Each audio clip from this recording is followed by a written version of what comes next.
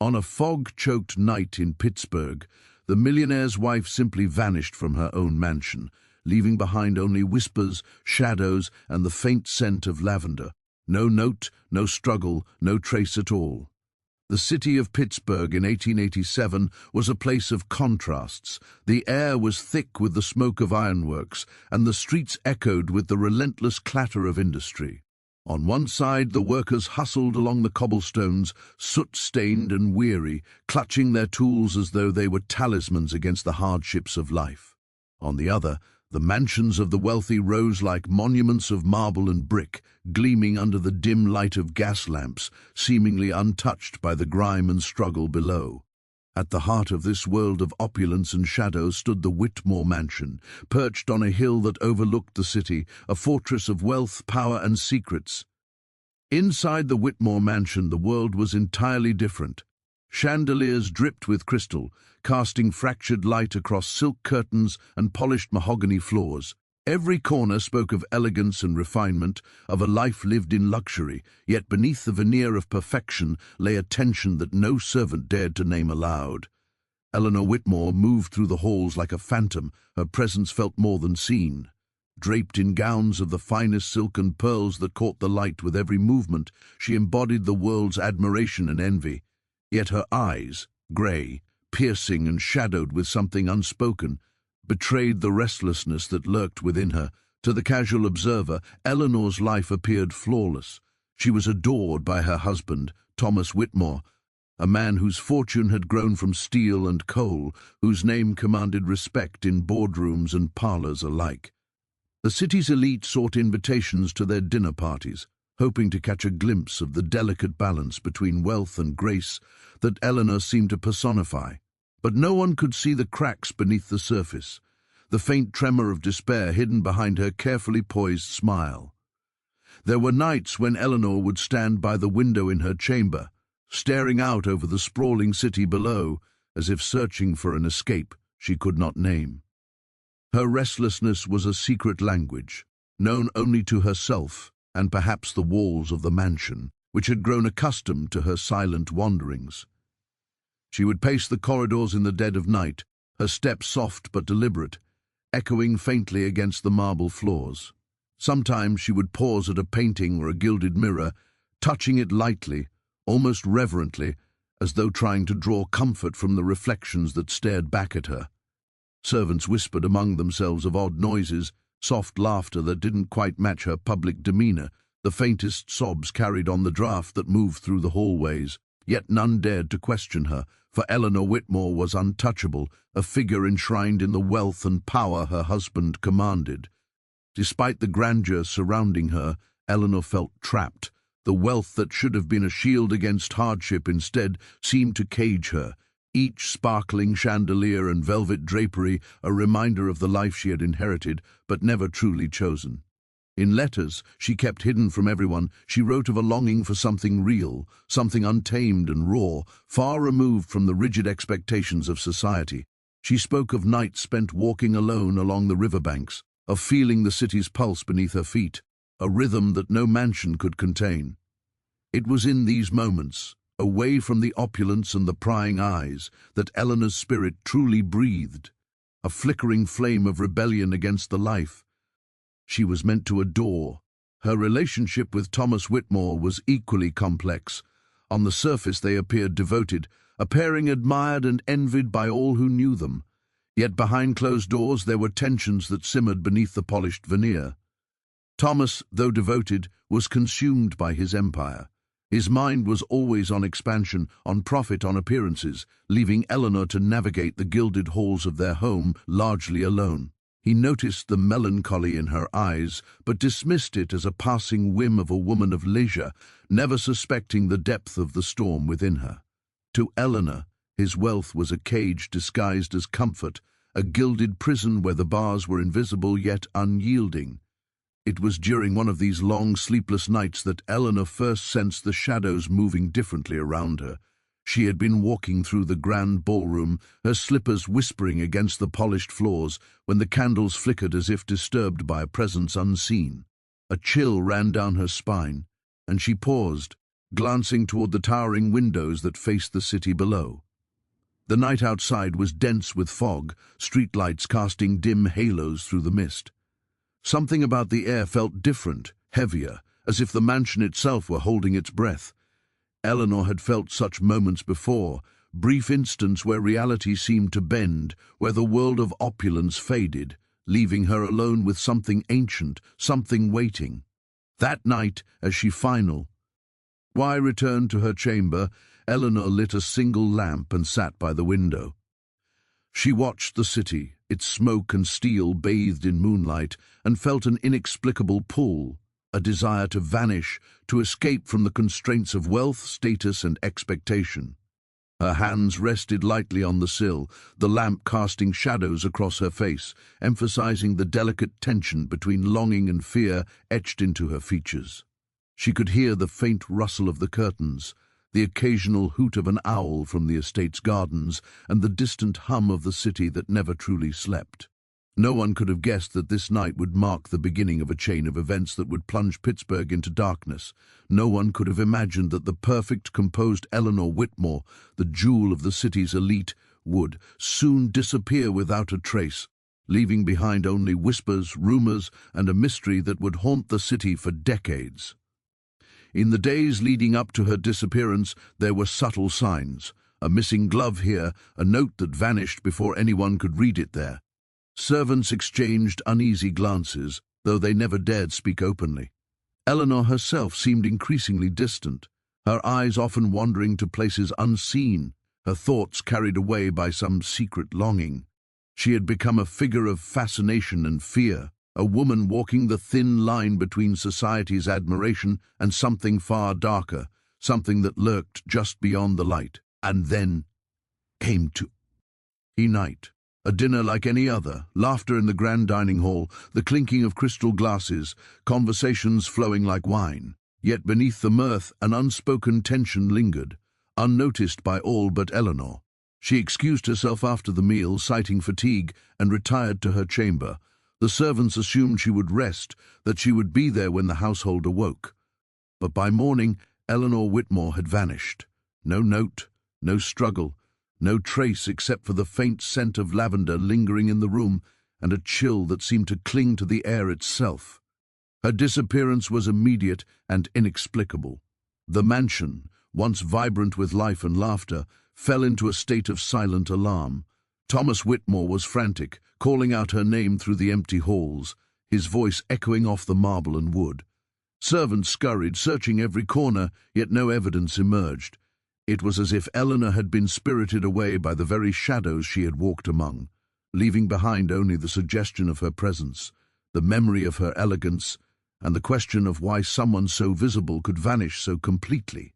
This first chapter of Eleanor Whitmore's story is one of contrasts, opulence and despair, light and shadow, longing and fear. It is a tale of a woman trapped in a world of wealth and expectation, whose spirit reached for something unattainable, something beyond the gilded cage of her life.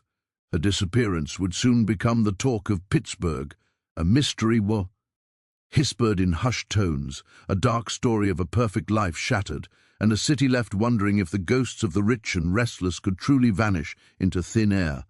Morning in Pittsburgh arrived with a grey, oppressive sky, the kind that seemed to hang low over the city, as if it, too, mourned the absence of Eleanor Whitmore. Within the Whitmore mansion, the once orderly household had become a hive of chaos. Servants moved silently, yet hurriedly, their faces pale and strained. Whispers of unease passed between them, muttered accusations and rumors of what could have happened. Each step Eleanor had taken in the last days, each fleeting glance, every private moment, now seemed to carry a hidden meaning, a clue left for someone desperate enough to see it. Thomas Whitmore, normally the picture of composed authority, was unraveling. His hands shook as he fumed through the marble corridors, calling Eleanor's name, demanding answers from a household that could give none.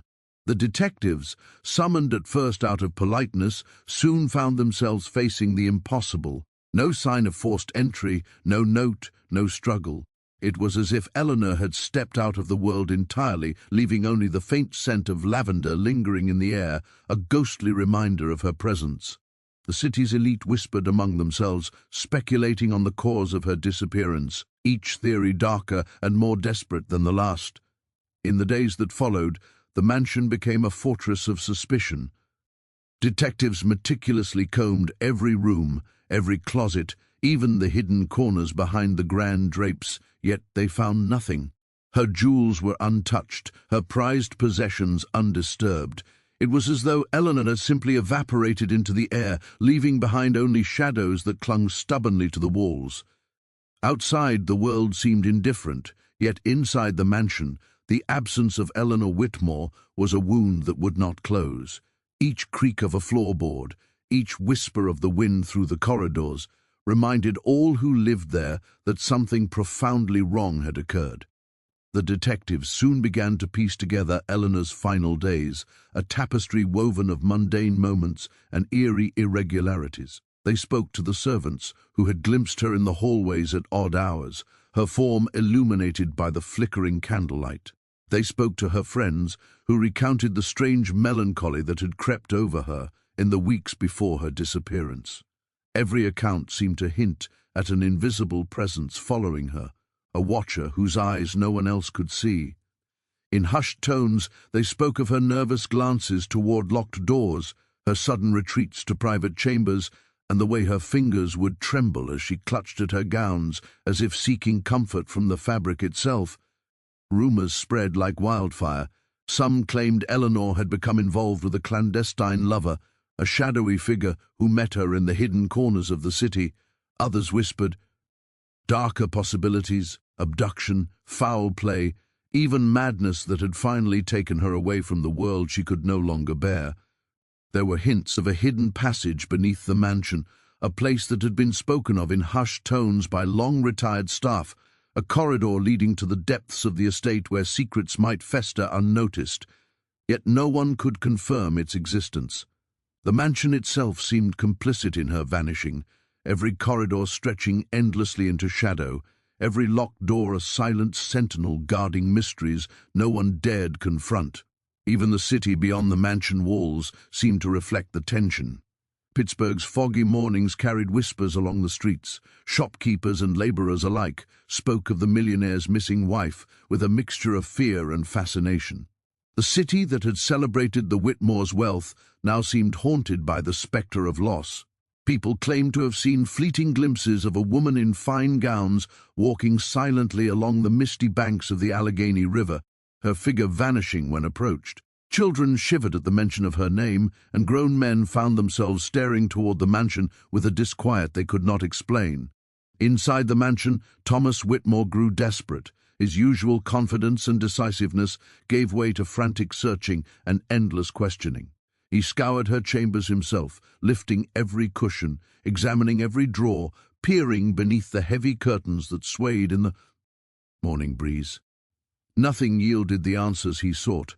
He consulted private investigators from outside the city, men who prided themselves on uncovering the truth where ordinary law enforcement failed.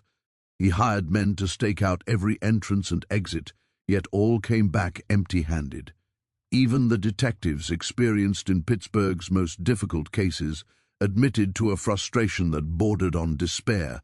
As the investigation continued, more strange details emerged. The grand piano in the drawing room, a centerpiece of Eleanor's leisure, sometimes played a single note at odd hours, as if by invisible fingers. Doors that had been locked the night she disappeared were found ajar, only to be locked again moments later, though no one had entered. A faint lavender scent lingered in rooms long after being aired, teasing the senses, hinting at her presence yet betraying nothing. The mansion itself seemed to take on a life of its own, as if mourning her absence, as if aware of the growing obsession and fear that had taken root in every corner. Neighbors and acquaintances began to offer their own theories. Some whispered that Eleanor had discovered something her husband did not want revealed, a secret that might destroy the Whitmore name or even threaten the fortunes they had built. Others claimed she had planned her disappearance, slipping into the night to escape the suffocating expectations of her gilded life. Yet none of these theories could be proven. The more people speculated, the deeper the darkness around Eleanor's disappearance grew, until even those closest to her began to wonder if she had been taken by some force beyond understanding. The detectives grew increasingly obsessed with the smallest anomalies, interpreting faint scratches on a floorboard or the misplaced position of a chair as potential clues. One night, an officer claimed to hear footsteps echoing through the halls, only to find them vanish when followed. Another reported seeing a flicker of movement in a window, a silhouette that did not match any of the household staff. Each anomaly, each fleeting shadow, became a thread in a web of fear, pulling everyone closer to a realization that Eleanor Whitmore's disappearance was not merely a crime. It was a riddle wrapped in darkness, one that threatened to consume the minds of those who sought to solve it. The tension in the mansion escalated to almost unbearable levels. Thomas Whitmore, once a pillar of composure, now paced endlessly, muttering to himself, his face pale and drawn. He interrogated every servant repeatedly, cross-referencing their statements, searching for inconsistencies. Each new question seemed to dig the household deeper into unease, creating a palpable atmosphere of suspicion and dread. The servants themselves began to whisper of Eleanor's restless spirit, claiming that her presence lingered in rooms long after she had vanished, that the mansion had become a place haunted not by ghosts, but by unanswered questions, and secrets too heavy to speak aloud. Outside, Pittsburgh itself seemed to fall under the shadow of her disappearance.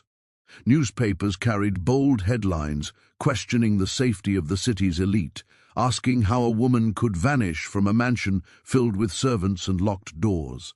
The story became a fascination, a topic of conversation in parlor rooms and taverns alike. Everyone had an opinion, everyone a theory, and yet none could answer the single, maddening question, where was Eleanor Whitmore? In the weeks that followed, more clues, or what were thought to be clues, surfaced. A small glove found in a garden bed, untouched but inexplicably placed, a letter torn in half and discarded in a nearby alley, reports of a figure walking silently along the river at night. Each discovery deepened the mystery, fueling the fear that Eleanor's disappearance was not merely the result of chance or accident, but part of something far more deliberate, far more sinister.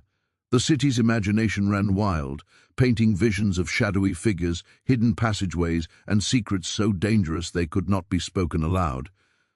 As the mansion settled into an uneasy rhythm, the detectives persisted, following leads that took them through the alleys and factories of Pittsburgh, into the fog-shrouded streets where crime and desperation mingled freely. Every trace led to dead ends, every clue dissolved into shadow. The city seemed to conspire in silence, concealing the truth in its smoke, its fog, and its cold, unforgiving streets. Those who searched for Eleanor Whitmore began to wonder if she had been taken by some invisible hand, spirited away into the very darkness that had always lingered just beyond the reach of light. And so, as the weeks stretched into months, the Whitmore mansion became a place frozen in time. The laughter and music that had once defined its halls were replaced by silence and whispered fears. Thomas Whitmore's eyes grew hollow with grief and obsession, and the servants moved like shadows themselves, caught in a liminal space between duty and terror. The city, too, began to feel the weight of her absence, a palpable darkness that settled over streets, riverbanks, and ironworks alike. Pittsburgh would never see Eleanor Whitmore again, not in the flesh, and perhaps not in memory, without the shadow of suspicion, fear, and a mystery that refused to yield. Her disappearance had transformed a story of wealth and luxury into one of suspense, darkness, and unanswered questions. The mansion, the city, and everyone within it had become participants in a tale that no one could solve, a story of longing, fear, and vanishing that would haunt Pittsburgh for generations. Eleanor Whitmore's life had always seemed like a gilded cage, but beneath the surface of silk gowns and crystal chandeliers, she nurtured a secret world no one could touch. The letters she wrote in the dead of night, hidden in drawers beneath false bottoms, revealed a part of her that none of them were. Timor Mansion's servants, or even her husband, had ever glimpsed. They were filled with longing, with fear, with tiny confessions that hinted at a life lived in shadows. In her careful, looping handwriting, Eleanor spoke of late-night walks along fog-laden riverbanks, of encounters with figures whose faces remained hidden, and of thoughts too dangerous to say aloud. She wrote of the suffocating weight of wealth, of a life that demanded perfection, and of a mind that hungered for freedom even as it trembled with fear. The letters revealed a woman at war with herself, a brilliant mind trapped in the gilded expectations of society. Eleanor had the mind of an observer, always noticing details others missed, the way a shadow fell across a street corner, the subtle signs of deception in the words of a passing acquaintance. She spoke in her private notes of feeling watched, of a presence she could neither name nor confront, a spectre that followed her in daylight and lingered in her dreams at night. To the outside world, she was perfect, composed, untouchable. In her own words, she was a prisoner of appearances, her freedom hidden behind walls of silk and polished wood. It was during one of her many solitary nights that Eleanor first began to explore the hidden depths of her own world. She would slip from her bedchamber under the cover of darkness, the flicker of a single candle, casting long shadows across the hallway. Her footsteps were soft but deliberate, gliding across the polished floors with the ease of someone accustomed to walking unseen. She had discovered, through a series of careful observations and whispered hints from retired servants, a narrow passage in the mansion, a corridor that twisted beneath the foundation, leading to spaces that had long been forgotten by the living. The air there was cold and damp, smelling faintly of earth and stone, a world apart from the warmth and opulence above. In those secret passages, Eleanor felt a strange liberation. The mansion above, with its glittering chandeliers and polished floors, became a distant memory. Here she could be herself, away from the gaze of servants and society. She often paused to listen to the echoes of her own movements, finding comfort in the quiet that allowed her mind to wander freely. The walls themselves seemed to absorb her fears, becoming confidants to the thoughts she could never share with another soul. It was in these moments, in these hidden corridors, that Eleanor truly existed, not as a millionaire's wife, but as a woman alive with curiosity, fear, and desire. The letters also hinted at secret encounters beyond the mansion. Eleanor wrote of meetings in dimly lit taverns and abandoned warehouses, of conversations carried out in whispers over the sound of distant trains. These meetings, though cryptic, suggested that Eleanor had a network of confidants, people who understood the parts of her that society demanded she hide. There were references to books exchanged in secret. E.T. notes slipped between fingers in the shadows, and warnings delivered in coded language. She spoke of fear, yes, but also of exhilaration, the thrill of engaging with a world where she could be clever, daring, and alive in ways forbidden in her daily life. The more the detectives uncovered about Eleanor's private world, the more they realized that her disappearance could not be explained simply by abduction or accident. Each letter, each whisper, painted a portrait of a woman who had been living two lives simultaneously. One was visible, framed in luxury and expectation. The other was hidden, pulsating with danger, passion, and the thrill of the unknown. It was as though she had been walking a tightrope between light and shadow, and someone had pulled at the other end, tipping her into a world from which she could not return. Servants recalled subtle signs of Eleanor's secret life, now appearing in retrospect like pieces of a dark puzzle. A door left ajar in the dead of night, a drawer slightly shifted, the faint scent of unfamiliar perfume lingering in the hallway. Once, a footman reported seeing her pause in the drawing room, as if listening to voices that were not there. Another remembered glimpsing her through the fogged windows, her figure outlined against the mist, as though she were part of some other world entirely. Each account, small on its own, became chilling when combined. A mosaic of secrets, hinting at a life lived just beyond reach. One particular, cryptic letter revealed the fear that had been gnawing at Eleanor for weeks. She wrote of a shadowed figure who watched her from afar, a presence that seemed to anticipate her movements. She never named the person, and it is unclear whether it was a lover, a servant, or something far more sinister. The words conveyed a sense of dread that contrasted sharply with her public demeanor, a warning that the life she led above the mansion's polished floors was a fragile illusion, easily shattered. Eleanor's handwriting trembled in places, smudged by the tears she had wiped away, a silent testimony to the emotional torment that had been mounting beneath the surface.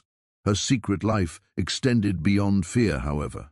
Eleanor's letters contained hints of intellectual pursuits, of a mind that sought understanding in books, in the arts, and in the hidden philosophies of the time. She analyzed poetry and philosophy in margins, scribbled observations about the world, and wrote reflections on morality, society, and human nature. In these private explorations, she was more than the millionaire's wife. She was a thinker, a woman capable of seeing connections others overlooked. This brilliance, however, came at a cost. Her mind was restless, never satisfied with the simplicity of the life she was expected to lead. In one particularly haunting letter, Eleanor recounted an evening at the riverbank, describing the fog that rolled over the water like a living thing. She wrote of the reflection of the city lights in the dark water, and of the way the mist seemed to whisper to her, carrying secrets she could almost understand. It was during such solitary walks that she felt both most free and most vulnerable, acutely aware of the invisible forces around her.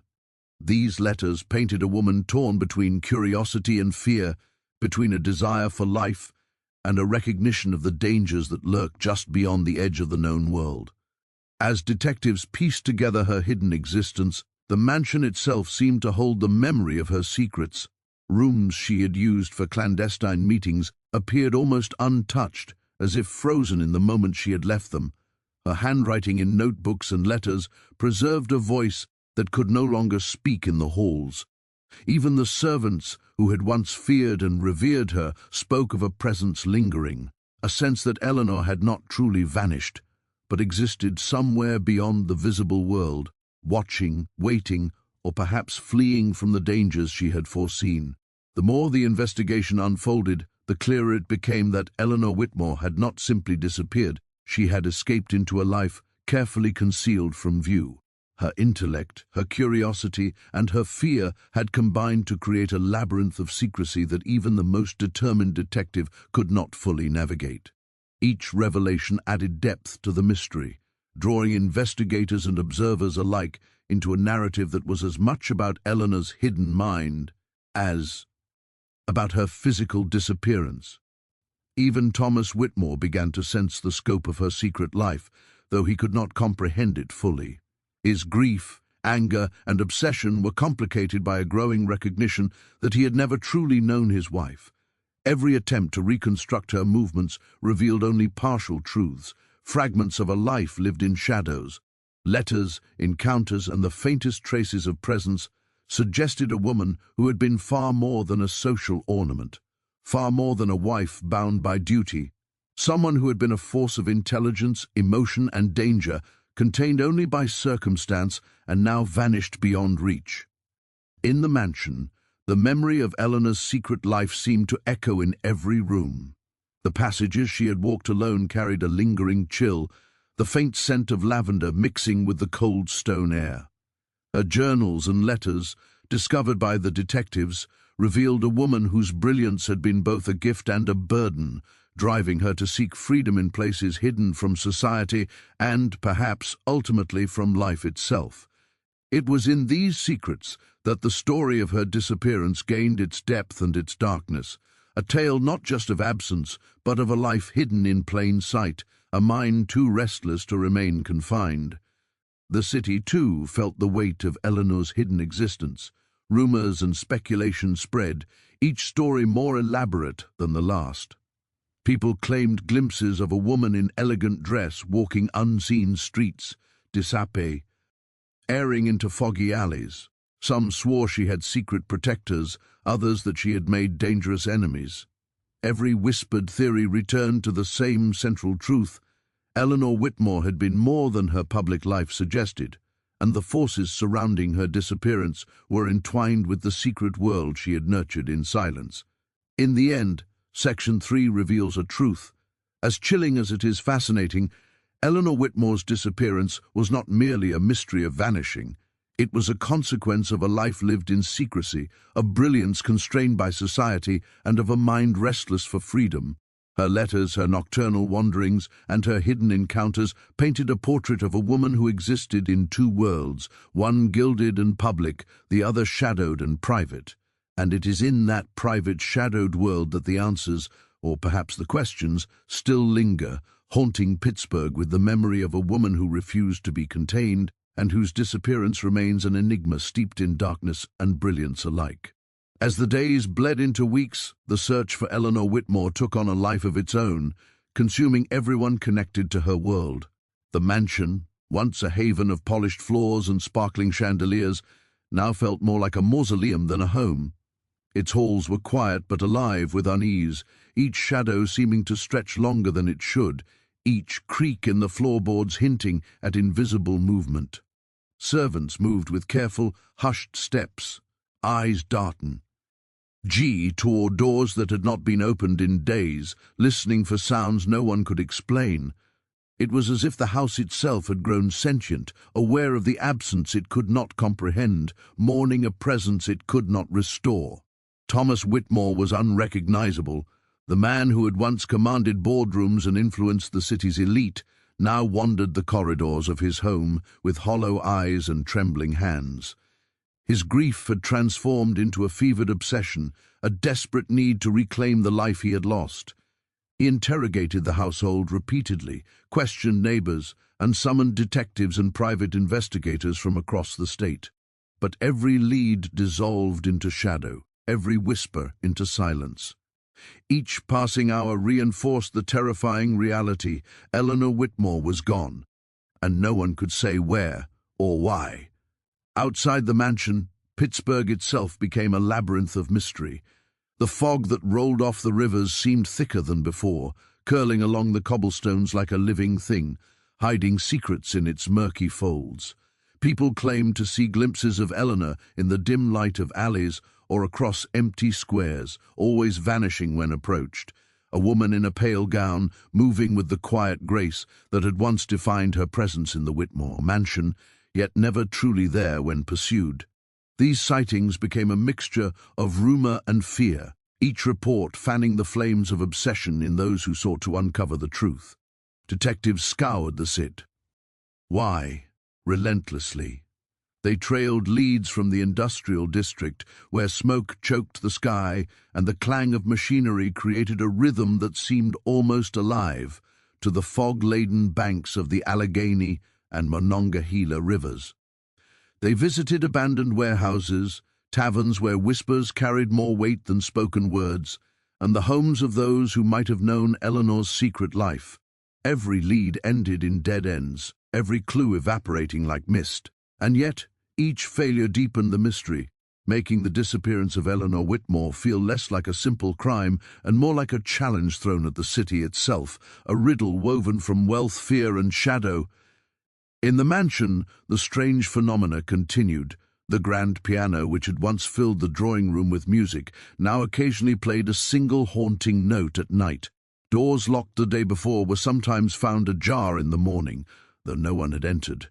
Candles flickered despite still air, and the scent of lavender, a signature of Eleanor, lingered in rooms where she had not been seen for days. Servants reported feeling watched, shadows shifting in corners, and the faint echo of footsteps in corridors long abandoned. Each of these occurrences added to the sense that the house itself was a participant in her disappearance, as though it had absorbed Eleanor's presence and now reflected it back in subtle, unsettling ways. Rumors in the city became increasingly dark. Some spoke of a secret lover who had spirited her away, others of a dangerous figure from her hidden life, perhaps a man whose obsession had mirrored her own. Whispers of abduction were laced with suggestions of murder, yet no body, no sign of struggle, no hint of violence was ever found. People speculated about hidden passageways beneath the mansion, some saying that old tunnels from the city's earliest days ran directly under the estate, long forgotten but still navigable. The idea that Eleanor could have escaped through such a labyrinth became a tantalizing possibility, a ghostly explanation that seemed plausible to those desperate to make sense of her absence. Thomas Whitmore, driven almost to madness, began to wander the mansion at night, flashlight in hand, searching for evidence of hidden exits or secret rooms. He listened for the faintest sounds, scanned every surface, tested every lock. His obsession became a story in itself, a man haunted not just by the loss of his wife, but by the realization that he had never truly known her. Each locked door, each shadow that moved at the corner of his vision, each whisper that seemed to echo through empty rooms, became a part of a growing narrative of dread. Even the detectives, experienced and stoic, found themselves unsettled by the mansion's atmosphere, a sense that they were being drawn into a story larger than any human understanding. The city's rivers, fog-laden and dark, became the focus of frantic searches. Rowboats glided silently along the banks at dawn, men scanning the mist for any sign of a figure dressed in the fine silks of Eleanor's public life. Bridges were examined, docks inspected, and alleyways patrolled. Yet the fog seemed to mock their efforts, swallowing the landscape and teasing the imagination. Witnesses reported seeing a pale figure walking the banks, only to find the river empty moments later. Some claimed to hear the faint strains of music carried on the wind, the echo of Eleanor's piano from the mansion, even when miles away. The line between reality and imagination blurred, making every discovery both haunting and unreliable. As investigators delved further into her hidden life, they began to uncover the depth of Eleanor's secretive tendencies. Letters hinted at clandestine meetings in the city, nights spent exploring shadows where she might learn more about herself than society would allow. These hidden encounters had been carefully obscured, her tracks erased in a manner so meticulous it suggested premeditation or extraordinary foresight. Investigators debated whether her disappearance was planned, whether Eleanor had anticipated the oppressive surveillance of the mansion and the expectations of society, and chosen her escape accordingly. But the fear that something else, something dangerous, had intervened was ever present. The mansion seemed to react to the search itself. Servants reported that objects moved overnight, that the temperature in certain rooms dropped inexplicably, and that the faintest sound could echo with the resonance of Eleanor's presence. It was as if the house had become a living archive of her life, preserving her essence in objects, smells and sounds. In one particularly chilling incident, a maid found a chair turned over in the drawing room, its position suggesting someone had left abruptly, yet no footprints or explanation were found. Shadows seemed to dance along the walls, flickering in rhythm with the candlelight, creating an eerie, almost hypnotic effect. The detectives' methods became increasingly desperate. They staged vigils in the mansion, watching for hours on end, hoping to glimpse a shadow, a movement, any sign that Eleanor still lingered nearby. They enlisted informants from the city's underground, seeking knowledge of hidden alleyways, forgotten warehouses, and clandestine societies that might offer a clue. Each new lead was pursued with relentless fervor, yet the results were consistently frustrating. The city itself seemed to conspire with the mystery, folding her absence into the fog, the shadows, and the echoing streets. Neighbors and distant acquaintances began to craft their own narratives, some seeing her disappearance as a tragedy, others as a consequence of her curiosity and secretive life. Children in the streets whispered stories of a ghostly lady wandering the fog, while adults speculated in hushed tones about hidden lovers, secret crimes, or dark deals that had led her into shadow. Each story, though unverified, added weight to the idea that Eleanor's disappearance was not random. It was entwined with choices, secrets, and dangers that no one outside her private world could fully understand. Even the newspapers could not resist the story's pull.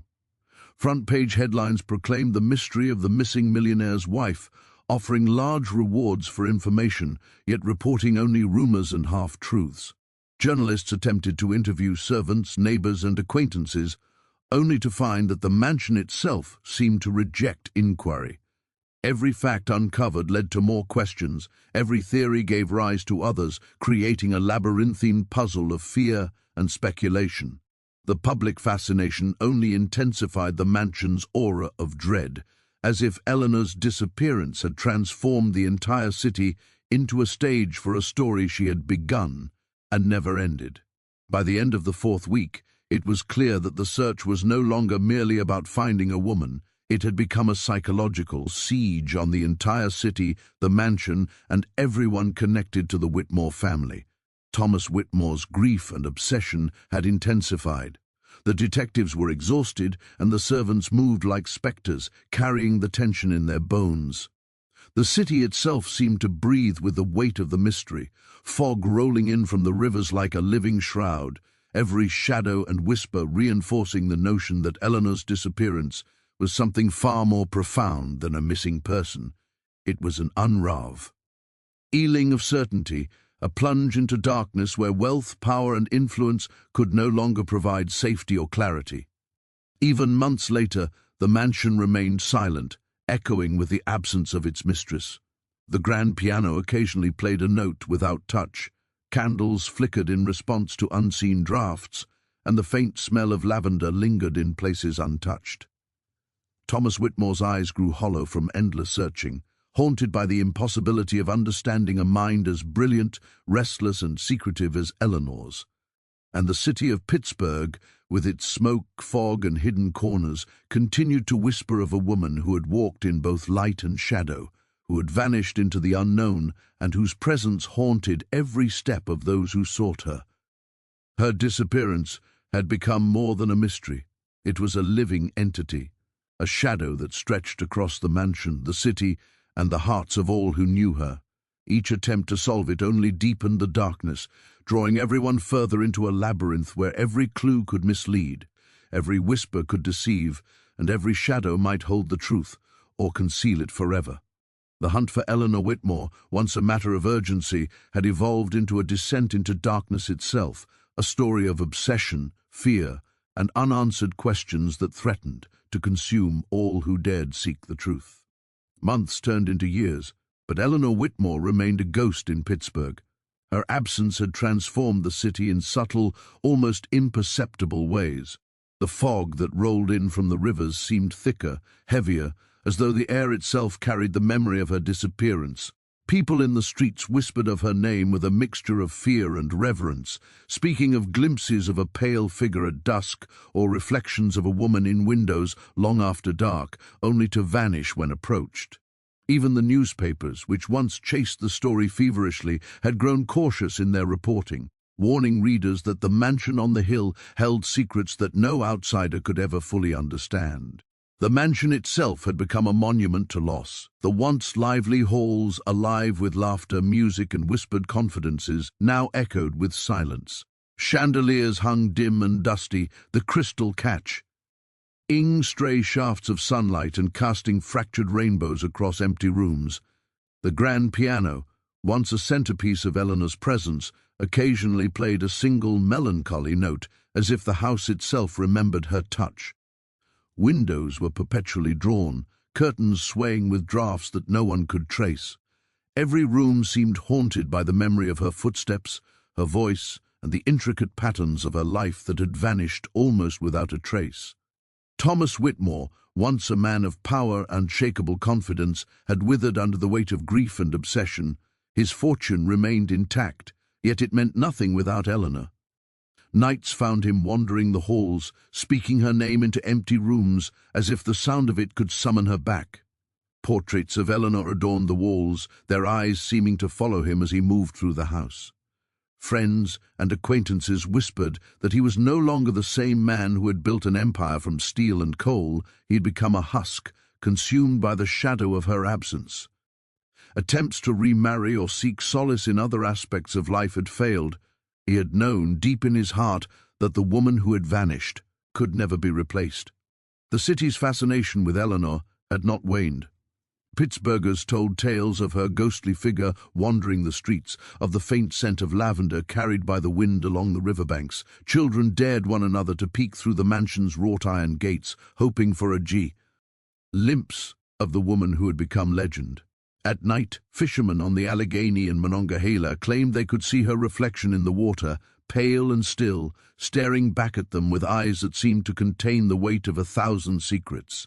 Some swore they heard her laughter on foggy nights, delicate and haunting, rising from the mansion to mingle with the city's mist. Detectives and private investigators, long retired, still carried the story of Eleanor Whitmore in their minds, often speaking of it in whispers over late-night drinks. They spoke of impossible footprints that disappeared, letters found in hidden drawers, and passages beneath the mansion that seemed to stretch endlessly into shadow. No one had solved the mystery, and few dared continue the search.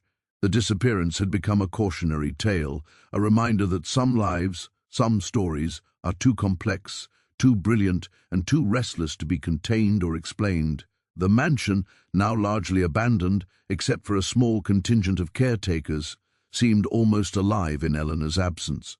Doors opened and closed with no wind to move them. Candles flickered in rooms where no one had entered.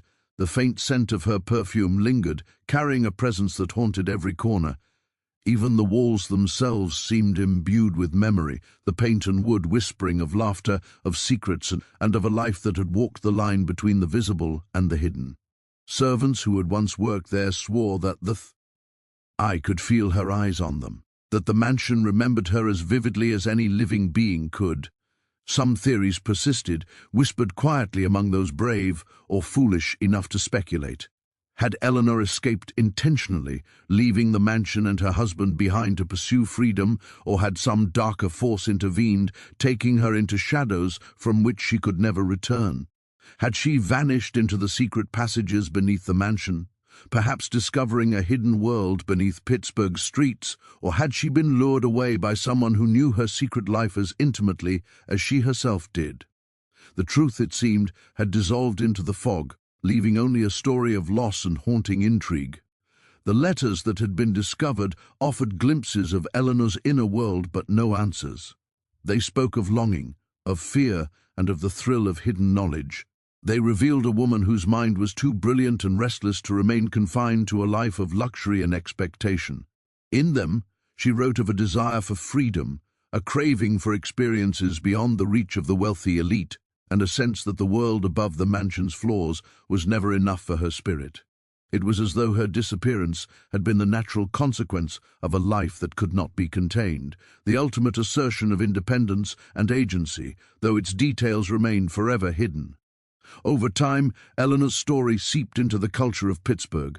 Plays were performed in shadowed theaters, inspired by the tale of the missing millionaire's wife. Writers referenced her in newspapers and letters, sometimes speculating on what fate had befallen her. Artists painted scenes of the mansion on the hill, capturing its isolation, its shadows, and the lingering sense of absence that seemed to define it. Even those who had never set foot in the Whitmore household found themselves drawn to the mystery, the idea that a life could vanish so completely, leaving only whispers, shadows, and the faintest traces of memory. Thomas Whitmore, increasingly reclusive, began to engage with the city in strange ways. He offered scholarships and patronage in Eleanor's name, as though by creating legacies for others he could keep a part of her alive. Yet the emptiness remained. He spent countless hours in her abandoned chamber, examining her letters and belongings, tracing the delicate lines of her handwriting, replaying conversations in his mind, imagining her steps along the halls. Friends observed that he spoke to her as though she were there, asking questions, seeking guidance, and awaiting answers that would never come. Some who dared enter the mansion after its abandonment described experiences that defied explanation. Shadows moved in ways no living person could cause. Music played in the dead of night, notes lingering and fading like breaths. Faint lights shimmered along corridors, revealing glimpses of a woman walking, only to disappear when approached. Even the air carried the weight of Eleanor's presence, a chill that seemed to whisper her name, drawing the living into a place where memory and reality intertwined. The mansion had become a vessel of haunting beauty, a physical reminder of absence and the fragility of life, wealth, and understanding. As decades passed, the city changed, but the story of Eleanor Whitmore remained. Her mansion was preserved as a relic of opulence and mystery, a landmark haunted by both legend and sorrow. Children who grew up hearing tales of her disappearance carried the story into adulthood, their imaginations painting her as ghost, genius, or victim. Scholars and historians debated the truth, dissecting the letters, the passages beneath the mansion, and the reports of strange phenomena, yet none could definitively solve the mystery. Eleanor had become both a symbol and a question, the woman who had walked in light and shadow, whose brilliance and restlessness had defied the world, and whose absence had reshaped the hearts and minds of everyone who had known her. In the mansion, time seemed to move differently. The air was thick with the echoes of conversations that had never ended, footsteps that had never stopped, and secrets that had never been revealed. Every visitor felt the weight of absence pressing upon them, the sense that Eleanor Whitmore was there, in some way, even if only in memory or in shadow. The rooms preserved her essence, the corridors held her whispers, and the scent of lavender remained. Ed, a lingering signature that no human hand could erase.